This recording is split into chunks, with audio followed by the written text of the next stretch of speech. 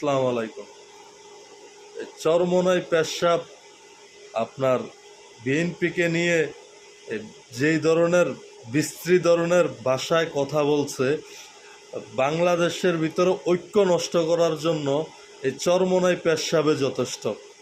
16 বছর 17 বছর আওয়ামী লীগের সাথে আতাত কইরা, হাসান মাহমুদদেরকে নিয়ে মিটিল মিসিং কইরা, ফতুয়াবাজি কইরা, এখন দেশের পরিবর্তনে বাংলাদেশে যেই না একটা ঐক্য গড়ে উঠতেছে, ওই ঐক্যকে ফাটল ধরানোর জন্য চরমোনাই পেশাবদের মতো লোকেরাই যথেষ্ট।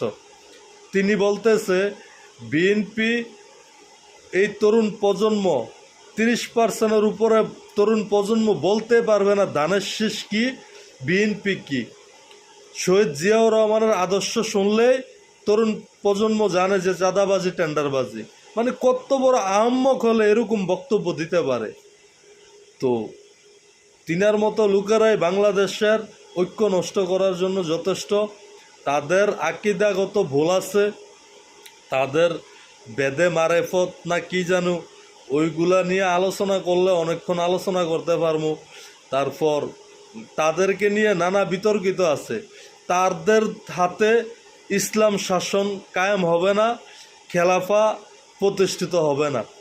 তো এইটা যত তাড়াতাড়ি মানুষ বুঝবে ততই ভালো। তারা হচ্ছে সুযোগ সন্ধানী, কখনো এই জনের সাথে আতাত করে থাকবে, কখনো ওই জনের সাথে আতাত করে থাকবে, তারপরে বিএনপির মতো একটা দলকে বিশ্রী ধরনের মানে ট্যাগ লাগাতে ব্যস্ত থাকবে।